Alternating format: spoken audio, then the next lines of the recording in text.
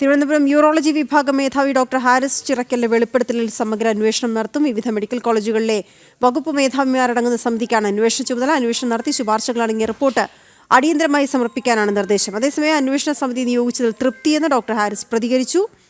എല്ലാ വിഷയങ്ങളും സമിതി അന്വേഷിക്കണമെന്നും ആവശ്യം. വളരെ തൃപ്തികരമാണ്. അത് ഇത്രയും വേഗത്തിൽ ഗവൺമെൻറ് അതിനെപ്പറ്റി അന്വേഷിക്കുന്നതിനും ഒരു അന്വേഷണ കമ്മിറ്റി ഏർപ്പെടുത്തിയതിലും വളരെ സന്തോഷമുണ്ട്. മാത്രമല്ല ഇന്നലെ മെഡിക്കൽ കോളേജ് പ്രിൻസിപ്പൽ നേരിട്ട് വന്ന് അദ്ദേഹം എനിക്ക് എല്ലാ സപ്പോർട്ടും ഈ കാര്യത്തിനകത്ത് വാഗ്ദാനം ചെയ്തിട്ടാണ് അദ്ദേഹം പോയിരിക്കുന്നത്. മാത്രമല്ല ഫോൺ വഴി ഇതിൻ്റെ ഉത്തരവാദിത്തപ്പെട്ട നിരവധി നേതാക്കളും നിരവധി ഉദ്യോഗസ്ഥരും എന്നെ ബന്ധപ്പെട്ട് ഈ പ്രശ്നം അടിയന്തരമായിട്ട് പരിഹരിച്ചു തരാം എന്ന് ഉറപ്പ് നൽകിയിട്ടുണ്ട്. അതിൽ വളരെ താല്പര്യം. എല്ലാ വിഷയങ്ങളും വിദഗ്ധ സമിതി അന്വേഷിച്ച് ഇതിന് ശാശ്വതമായ ഒരു പരിഹാരം നേടിത്തരാമെന്ന് അവർ ഉറപ്പ് നൽകി. ശാലിനി ചേരുന്ന വിവരങ്ങളുമായി. ശാലിനി, ഈ വെളിപ്പെടുത്തലിനെ തുടർന്നുണ്ടായ സംഭവ വികാസങ്ങൾ അദ്ദേഹം എങ്ങനെ കാണുന്നു?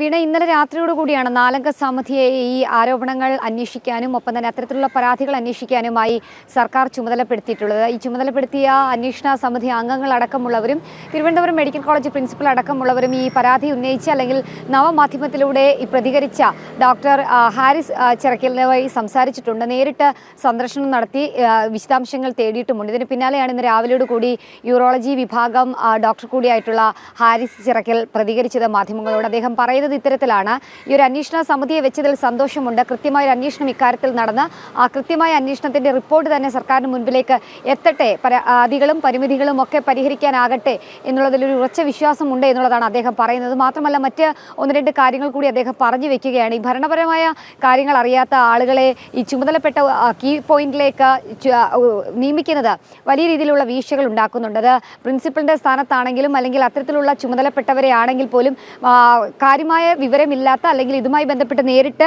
കാര്യമായ ബാലപാഠങ്ങൾ അറിയാത്തവരെ നിയോഗിക്കുന്നത് പല ഘട്ടങ്ങളിലും വീഴ്ചകൾ ഉണ്ടാക്കുന്നുണ്ട്. അങ്ങനെ സർക്കാർ ഒരു കാര്യം കൂടി ചെയ്യണം: ഇത്തരത്തിലുള്ള ബാലപാഠങ്ങൾ അറിയാവുന്ന അല്ലെങ്കിൽ ഭരണനിർവഹണ കാര്യങ്ങൾ, ഭരണപരമായിട്ടുള്ള കാര്യങ്ങൾ കൃത്യമായി അറിയാവുന്നവരെ മാത്രം ആ കീ പോയിന്റിലേക്ക് നിയോഗിക്കാവൂ എന്നുള്ളതാണ് സർക്കാരിന് മുൻപിലേക്ക് ഒരു ശുപാർശ എന്നോണം ഡോക്ടർ വെക്കുകയും ചെയ്യുന്നത്. മറ്റൊരു പ്രധാനപ്പെട്ട കാര്യം അദ്ദേഹം സൂചിപ്പിച്ചിട്ടുള്ളത്, നിരവധി ഓപ്പറേഷനുകൾ അല്ലെങ്കിൽ സർജറികളാണ് ഈ യൂറോളജി വിഭാഗത്തിലടക്കം മാറ്റിവെച്ചിട്ടുള്ളത്. അത് ഉപകരണങ്ങളുടെ അപര്യാപ്തത, ഒപ്പം തന്നെ മതിയായ സമയത്ത് സർജറി നടത്താൻ സാധിക്കാതെ വരുന്ന സാഹചര്യം. അപ്പോൾ ഇതൊക്കെ ഉടൻ തന്നെ പരിഹരിക്കുമെന്നുള്ള പ്രതീക്ഷ അദ്ദേഹം പങ്കുവയ്ക്കുന്നുണ്ട്. ഒപ്പം തന്നെ ഈ ഉപകരണങ്ങൾ ഇന്ന് തന്നെ എത്തുമെന്നുള്ളൊരു സൂചന അല്ലെങ്കിൽ അതുമായി ബന്ധപ്പെട്ടൊരു പ്രത്യാശ കൂടി അദ്ദേഹം പങ്കുവെക്കുകയും ചെയ്തിട്ടുണ്ട്. ശസ്ത്രക്രിയ മാറ്റിവെട്ടവർ ആശുപത്രിയിൽ തന്നെ തുടരുകയാണ്. ഇവർക്ക് ഉപകരണങ്ങൾ ഇന്ന് തന്നെ എത്തിക്കുമെന്നുള്ള ഒരു ശുഭാപ്തി പ്രതീക്ഷ കൂടി ഹാരിസ് പങ്കുവെക്കുകയും ചെയ്തിട്ടുണ്ട്. എന്തായാലും അന്വേഷണം ഇന്ന് തന്നെ ആരംഭിച്ച് ഉടനടി റിപ്പോർട്ട് സർക്കാരിന് മുൻപിലേക്ക് എത്തുമെന്നുള്ളതാണ് ഹാരിസും മാധ്യമങ്ങളും പ്രതീക്ഷിക്കുന്നത്. വീണ.